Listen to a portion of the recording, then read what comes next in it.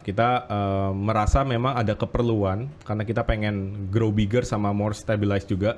Ya. Dari sisi timnya kita pengen ngegedein supaya bisa kasih needs untuk para talent ini.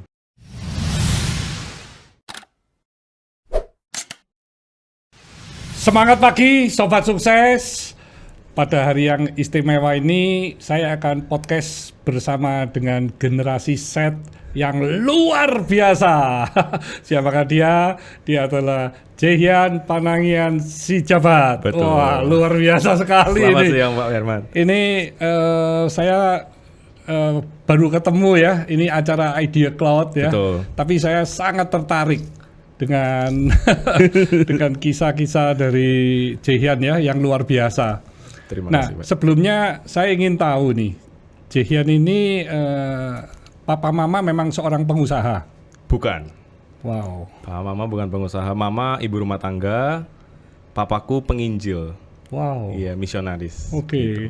Jadi masa kecil sudah di Jakarta ya? Lahir di Jakarta. Lahir di Jakarta, terus papa ada lanjut S2 di Malang. Kita semua sekeluarga pindah ke Malang. Wow. 3 tahun, terus papa kerja di gereja di Surabaya, kita pindah Surabaya. Oh. Sampai SMA, terus kuliah di Bandung. Saudaranya ada berapa? Kita 3 bersaudara, laki-laki semua. Oke. Saya yang pertama, yang kedua ada Jerome. Lalu yang paling kecil beda 11 tahun ada namanya Jess Farrell. Jess Farrell. Wah, bedanya banyak. Kalau dengan Jerome Pauline beda dikit ya? Kalau sama Jerome beda 2 tahun. Beda 2 tahun. Oke. YouTuber terkenal ini ya. Amin. Tapi ya juga karena ini dukungan dan support dari sang kakak ini. Waduh, terima kasih. Sang kakak yang luar biasa ini. Jadi gimana itu ceritanya kok jadi bisa masuk dan ke dunia sosial media ya? Jadi kalau misalnya mungkin kalau masyarakat taunya Jerome mulai dari YouTube dulu. Tapi sebenarnya 3 tahun sebelum YouTube itu kita udah mulai di sosial media lain, bukan YouTube. Waktu itu kalau Pak Arimanto tahu, mungkin generasi Z yang pakai ya, namanya itu Line Messenger. Oke. Kalau sekarang mungkin anak-anak pakai WhatsApp, tapi kalau dulu pakai Line, di Line itu ada namanya official account. Oke. Nah di official account itu Jerome kan yang masuk ke matematika, saya suka bisnis-bisnisan gitu. Jadi kita kerjasama, terus dia bikin account matematika. Nah di account matematika itu dia mulai bikin video ngajar, sedangkan saya di back end-nya yang ngurusin partnership, terus manggil-manggil admin dan ya bisnis yang begitu-gitulah. Nah akhirnya kayak itu mulai dapat tractions, udah mulai ada audience. Di tahun 2017 dia ke Jepang, terus memutuskan kayak kita kayaknya harus pindah platform yang lebih masif. Kita coba di platform baru, mulai lagi dari nol di YouTube. Oh. Dan dari Jehian ini yang membantu ya, membantu bagaimana step-stepnya gitu. Bisa dibilang gitu. Jadi sama seperti yang di Line tadi. Pertama kali, berarti Jerome itu pertama kali yang Jehian bantu kan? Betul. Jadi kalau talent pertama Jerome, karena kan adik sendiri gitu. Iya, iya. Terus setelah 1 tahun ngejalanin talent manager sama Jerome, kita ngerasa kita cukup confident untuk nge-pitch talent selanjutnya. Yang dengan kondisi dan pain points-nya itu sama kayak Jerome. Dia ada di luar negeri, dia bikin konten buat orang Indonesia, tapi dia nggak ada perpanjangan tangan. Kita masuk di situ. Oke. Gitu. Nah, itu langsung buat company gitu? Belum. Oh, masih belum. Tapi mulai nambah talent kedua, ketiga gitu? Betul. Jadi di tahun 2019 kita ada 4 talent. Wow. Jadi Jerome, terus Cepat sekali ya? iya lumayan cepat. Nah, Jerome itu dalam setahun sudah berapa itu subscribernya? Sebenarnya kalau dilihat secara historis, 1 tahun yang pertama itu belum yang begini banget, Pak Hermanto. Jadi kita itu 6 bulan pertama itu Jerome baru ngumpulin 10.000 subscribers. Ya. Nah setelah itu baru ada apa ya, kayak kita coba inovasi konten, karena konten awalnya itu dia belajar bahasa Jepang. Ya. Habis itu kita coba ubah jadi ada vlogging, terus ada mungkin ada konten kuliner dan lain-lain. Akhirnya mulai meningkat. Terus setiap kali ada beberapa, let's say kayak artis atau influencer dari Indonesia yang jalan-jalan ke Jepang, ketemu sama Jerome, mereka collab dan lain-lain sampai akhirnya bisa ya berkembang sampai sekarang. Gitu. Wah, luar biasa. Nah, itu para talent-talent itu berarti sekarang ini yang sudah dipegang ada belasan dong ya? Kita sekarang ada 14 secara detailnya. 14 itu 50%-nya, jadi sekitar 6 orang itu dari luar negeri. Jadi warga negara asing dan sisanya orang Indonesia. Tapi mereka semua audiensnya orang Indonesia for now. Wow. Begitu. Dan jadi tetap fokus untuk orang-orang Indonesia yang ada di luar negeri. Atau orang luar negeri yang bikin konten untuk orang Indonesia. Oh, Karena keberadaan YouTube itu sekarang kadang-kadang ada let's say orang Indonesia yang ditonton sama orang Thailand. Iya, Ada orang ya gitu, orang Korea ditonton sama orang Indonesia. Iya, iya. Aku coba ambil market talentnya seperti itu. Karena biasanya orang-orang kayak gitu mereka nggak ngerti. Ya. Ketika mau monetize atau mau bikin deals sama brand, mereka butuh orang agent untuk ada di Indonesia kan untuk connect gitu.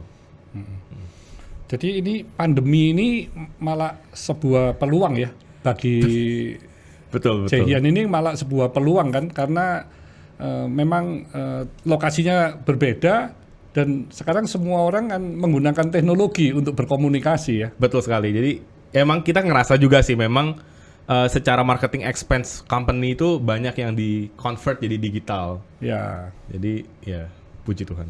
oke. Nah itu mulai setup company-nya untuk para talent ini tahun berapa itu berarti? Tahun ini, Oh, baru tahun ini. baru tahun ini di setup. Di setup kita merasa memang ada keperluan karena kita pengen grow bigger sama more stabilized juga. Ya. Dari sisi timnya kita pengen ngegedein supaya bisa kasih needs untuk para talent ini. Karena selama ini kan kita ngejalaninnya tiap talent punya timnya sendiri. Jadi dia ada editornya sendiri dan lain-lain. Tapi kalau sekarang kita coba apa yang bisa di-provide sama manajemen ini untuk para talent ini bisa berkembang. Mungkin tim kreatif atau tim administrasi dan lain-lain. Kayak begitu. Nama company Jaehyun apa ini? Kita ambil dari nama channel YouTube yang pertama kali kita bikin, which is Nihongo Mantapu. Dari Mantapu itu kita ambil dari situ, terus jadi PT Mantapu Berkat Digital. Wah, mantap beneran ini. Amin. Nah, para talent-talent ini so far tidak terjadi seperti kesalahpahaman atau mungkin konflik karena kan tidak jarang bertemu kan ya. Bertemunya juga melalui teknologi juga ya, melalui Zoom atau Google Meet. Iya, betul. Itu tantangan terbesarnya sih Pak Hermanto. Soalnya Nggak pernah ketemu soalnya nggak pernah ya. ketemu satu. Ada sampai sekarang bahkan talent yang kita cuma pernah ketemu sekali atau nggak pernah ketemu. Iya. Seperti itu. Apa itu tantangannya? Tantangannya pastinya pasti kan kualitas dari percakapan kalau nggak ketemu langsung pasti berkurang banget kan. Entah itu video call, audio atau teks doang. Ya. Nah, cuma memang kita berusaha untuk overcome itu dengan cara kita perbanyak komunikasi yang lebih high quality. Jadi kalau misalnya instead of cuma teks doang, kita coba establish kayak video call yang menjelaskan hal-hal yang sifatnya lebih apa ya, kayak lebih detail dan perlu pemahaman yang bagus gitu antara dua pihak, antara kita dan mereka. Ditambah sebenarnya ada barrier bahasa juga kan Pak Hermanto. Jadi beberapa talent kita itu ada yang nggak bisa bahasa, yang kemampuan bahasa Inggrisnya kurang, tapi dia bahasa Jepangnya lancar. Jadi kita perlu ada interpreter, translator dan lain-lain. Jadi yang melihat kelebihan-kelebihan dari para talent-talent itu ya Jaehyun ya. Jadi masing-masing talent pasti berbeda-beda kan ini ya. Betul. Ada segmennya masing-masing. Ya. Kita di tahun ini habis nge-scout. Pertama kalinya kita melakukan scouting untuk talent dan kita coba untuk nge-grow mereka dari let's say under 10,000 followers sampai hundreds of thousand followers gitu. Dan so far kita udah bisa dibilang ada success story dan masih ongoing juga untuk 2 orang di Jepang seperti itu. Dan itu usianya memang generasi Z semua ini. Iya, banyak yang lebih muda dari saya. Wow, Makanya semua luar yang biasa manggil Bang. ini generasi Z ini ya. Iya, Mulai tahun lahir tahun 96 ya generasi Z ya. betul. Jadi dengan tujuannya apa nanti begitu dari sisi sudah jauh lebih dikenal, akhirnya apa yang tujuannya apa? Oke. Masing-masing talent itu. Salah satu hal yang kita pahami sebagai talent management itu Pak adalah dunia influencer, YouTuber, kreator yang nggak punya basis bisnis duluan. Jadi mereka memang mulai start dari kreator itu mereka punya masa sendiri-sendiri. Kita nyebutnya golden age. Ada golden age mereka waktu mereka lagi di senang-senanginnya. Tapi akan tiba saatnya di mana audiens mereka pasti akan ke convert. Ya. Entah audiensnya makin tua, mereka juga nanti suatu saat akan menikah, suatu saat mereka akan punya anak. Pasti akan ada perubahan branding yang mengubah mungkin traction mereka nggak segede dulu. Mungkin penonton mereka jadi nggak segede dulu. Jadi salah satu hal yang kita perhatikan juga di telemanagement ini adalah selain telemanagement ini bisa jadi start untuk para influencer, kita juga pengen jadi finishnya untuk mereka. Dengan cara mereka bisa pivot atau pensiun, exit sebagai content creator ketika mereka udah punya basis massa menuju ke bisnis lain. Let's say kayak mereka mau bikin clothing brand sendiri atau mereka mau coba bikin F&B brand sendiri, kita mau coba fasilitasi itu juga. Jadi kalau dilihat kayak end to end, dari mereka masuk, di grow, habis itu di grooming, nanti di exitnya juga kita berusaha untuk fasilitasi mereka. Dan ini influencernya itu juga usianya relatif hampir sama gitu ya? Juga generasinya Z atau ada juga yang Y sama Z? Atau sama X? Nggak ada sih yang sampai situ. Yang paling tua kita itu Mas Hansol, itu usia 27 sekarang. Oh, 27 sudah tua. Iya. Iya. Sisanya ada yang usia 17. Iya. Ada yang 17, itu yang paling muda sih. Nah kalau Golden X saya di kapan ini? Tahun berapa ini? Iya. Pak Hermanto bikin Golden Age terus. Oh gitu ya. Jadi saya memang menginspirasi para milenial ini dengan kisah-kisah yang menurut saya patut untuk menjadi inspirasi ya. Ini usia masih 25 tahun tapi sudah punya 2 perusahaan ya yang saya tahu, dan perusahaannya juga majunya luar biasa, cepat sekali. Ini kan dan tidak dari anak seorang pengusaha juga. Jadi kan berarti Jaehyun ini dan juga Jerome kan memulai dari nol. Bisa bahkan Jerome sampai sekarang pun masih kuliah ya. Iya. Masih belum kerja ya. Betul. Tapi sudah punya penghasilan sebagai YouTuber kan sekarang ya. Benar. Nah ini luar biasa sekali. Jadi di Matapu ini Jerome juga ikut ya? Betul. Jadi ini berdua ya? Berdua. Oke. Kakak adik. Karena kita emang kayak dari kecil dulu kita masuk ke, kan pindah-pindah terus kan Pak Hermanto. Jadi 3 tahun di Malang, belum selesai SD pindah ke Surabaya. Ngulang lagi kan pertemanannya dimulai dari nol. Terus lingkungan dimulai dari nol. Jadi mungkin aku sama Jerome kayak ya we only have each other gitu dari di Malang, di Jakarta, di Surabaya. Jadi kayak temanannya sama dia lagi. That's why mungkin dibiasakan sama Pak Maman juga bahwa ya antara brothers ini kita saling menajamkan terus satu sama lain. Oke. Gitu. Jadi bisa dibilang walaupun Pak Mama bukan pengusaha, tapi kayak the sense of entrepreneurship itu udah dimulai ketika kita waktu masuk di let's say SD, SMP. Dulu kita jualan di kantin dan lain-lain itu kayak. Oh, jadi waktu masih kita remaja sudah jualan. Iya, jadi kita waktu itu masuk di sekolah, kalau Pak Hermanto tahu, kita masuk Intan Permata Hati, itu a National Plus di School. Malang ya? Di Surabaya. Oh, Surabaya. Di Plaza Segi 8 itu. Oke.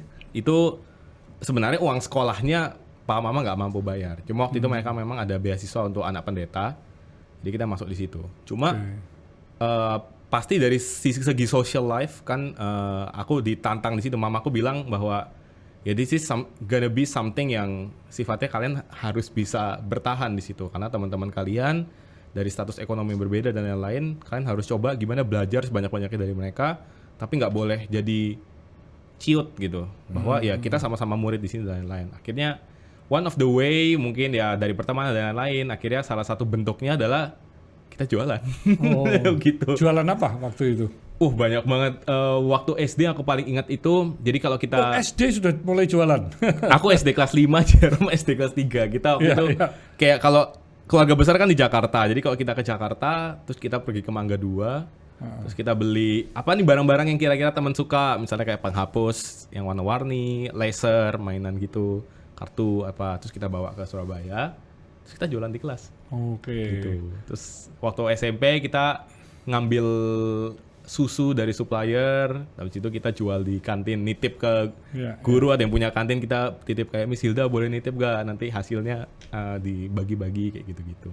Wah, luar biasa. Jadi jiwa entrepreneurship-nya itu sudah ada mulai SD gitu. Bisa dibilang gitu. Iya. Sebelumnya saya sempat lihat-lihat Instagram dari Jehian juga ya. Wah, saya kaget juga. Ini engagement-nya bagus banget gitu. Mungkin bisa sharing-sharing ini ke para netizen yang juga sudah masuk ke dunia sosial media ya. Apa kiat-kiatnya sehingga kok engagement-nya bagus ya? Oke. Kalau yang aku lihat sih Pak Hermanto, jadi influencer itu beda sama artis. Atau KOL, kita nyebutnya content creator, itu beda sama artis. Mungkin kalau artis mereka mulai dari acting, sekolah model, terus mereka di scout, direkrut, main di layar lebar, habis itu tiba-tiba boom langsung seperti kayak langsung tinggi. Sedangkan kalau misalnya KOL, content creator, mereka itu mulai dari bawah, dari fans pertama mereka, 10 fans pertama, 100 fans pertama. Jadi kayak orang-orang yang mulai nemenin mereka dari let's say sebelum 1000, itu nanti yang akan nemenin mereka sampai mereka berkembang. Nah, satu hal yang aku selalu lihat adalah kadang-kadang tuh content creator kayak ketika mereka udah at certain point, mereka lupa bahwa dulu mereka pernah 100, mereka pernah 1000, mereka pernah 10.000 pertama, dan orang-orang yang ngedukung mereka dari awal itu udah nggak bisa relate lagi sama mereka waktu udah at some point gitu. Yeah. Jadi salah satu bukan teknik sih, tapi cara untuk menjaga engagement itu kan sebenarnya ya menjaga relasi sama followers kita, which is followersmu ya followers yang dari dulu pas kamu masih 1000, pas kamu masih 10.000, ya itu orang yang sama kamu sekarang. Jadi dengan cara kamu untuk interact sama mereka ya harusnya nggak tiba-tiba jadi orang besar, tiba-tiba jadi apa gitu. Ya. Jadi itu that's one of way. Jadi tetap dijaga ya. Betul. Komen-komennya saya lihat kan juga tinggi-tinggi semua itu. Jadi itu dijawab satu-satu itu ya? Kita nggak jawab satu-satu, tapi lebih sebenarnya kalau menurut saya itu lebih ke brandingnya. Jadi kadang-kadang tuh ketika udah sampai suatu branding tertentu, mereka memutuskan bahwa oke, saya udah jadi orang gitu. Ketika udah ada mindset seperti itu, kadang-kadang ada dari kata-kata yang diucapkan atau komen-komen yang dilontarkan, itu fans-fansnya mereka jadi nggak bisa relate lagi. Dulu dia nggak seperti ini, sekarang dia seperti apa. Gitu. Jadi ya itu juga memang tantangan tersendiri sih Pak Hermanto. Kita KOL aku handle ya, memang mereka merasakan itu, bahwa keep track 100 orang sama keep track 1000 orang, pasti mereka nggak punya waktu yang sama gitu kan untuk keep track itu. Tapi gimana caranya merepresentasikan diri itu nggak seperti orang yang berbeda gitu ketika mereka udah sampai certain point. Menurut saya itu cukup penting sih. Nah, kalau message yang disampaikan oleh talent-talent yang di-handle oleh Mantapu ini semuanya positive thing kan ya? Iya, kita berusaha untuk menjaga, salah satunya branding dari mereka itu adalah apa yang mereka tunjukin di depan kamera, ya seperti sekarang ini kita ya nanti setelah kamera ini mati ya seperti itulah orangnya gitu. Ya. Jadi apa adanya. Benar. Karena mereka di luar negeri semua kan Pak Hermanto. Sebenarnya mereka adalah orang yang paling bisa untuk nge-fake personality. Karena orang-orang gak ada yang bisa ketemu mereka. Orang-orang kalau mau ketemu mereka pergi ke Jepang dulu, pergi ke Korea dulu. Tapi justru itu adalah senjata yang paling mematikan dia juga kalau dia pakai itu kan sebenarnya. Kalau dia tiba-tiba pasang persona sendiri, maksudnya kayak kalau di depan kamera seperti apa, that's not a good way. Walaupun tidak dipungkiri memang itu adalah salah satu tools yang bisa dipakai untuk naikin engagement secara tiba-tiba. Gitu, let's say drama atau fake personality dan lain-lain. Cuma ya trade-offs lah. Kalau menurutku ada sacrifice yang harus diambil. Nah, dari Mantapu itu Jehian ada ide apa kok jadinya masuk ke bisnis F&B ya? Kalau dibilang ide sih sebenarnya itu lebih ke Jerome. Karena waktu itu lagi gencar-gencarnya Clubhouse. Terus di Clubhouse itu kita semua ngumpul, dan waktu itu banyak sekali orang F&B yang ngumpul. Kalau yang pernah join bareng room sama aku harusnya bisa tahu, ingat. Jadi waktu itu kayak rame banget dan ngomongin tentang F&B itu kayak gimana gini-gini. Dan Jerome waktu itu di situ sebagai listener dia merasa very excited. Itu kayak sebuah dunia yang nggak pernah dia datengin kan. Ibaratnya dia di dunia konten mungkin udah cukup lama, udah mulai ngerti, tapi kalau di dunia F&B ngomongin apa orang-orang ini kan. Dan Jerome waktu itu di sana kayak merasa sangat kayak tertantang gitu. Setelah room itu dia bilang ke aku, kita harus bikin F&B bisnis gitu. Cuma nggak tahu mulai dari mana seperti itu.